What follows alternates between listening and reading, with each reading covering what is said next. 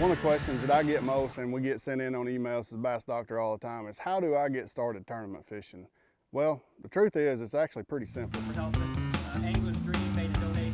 Flight number 1 is going to weigh in at 3 o'clock. There's lots of tournaments throughout the country on a lot of different lakes. I mean, just like this Trophy Technologies tournament here on Geist, there's a lot of different small events that people put on that you can find on the internet, you can find on a lot of the fishing forums that are out there now. Any local bait stores always have flyers in there. There's really no substitute for time on the water. There's no substitute for experience. So I would highly suggest getting in a small club or getting in some small local tournaments.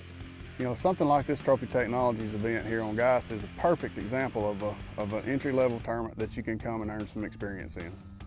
Once you've signed up for a tournament and once you've decided that that's what you want to do, you've always got to have a game plan. And even if it's a new body of water, game plans are different for every time of the year. I mean, the first thing you got to know is it pre-spawn, is it spawn, is it post-spawn? There's really no substitute for time on the water. There's no substitute for experience. So I would highly suggest, getting in a small club or getting in some small local tournaments or these little fruit jar tournaments people have on the weekend and just get your feet wet. I think it's something you'd really enjoy.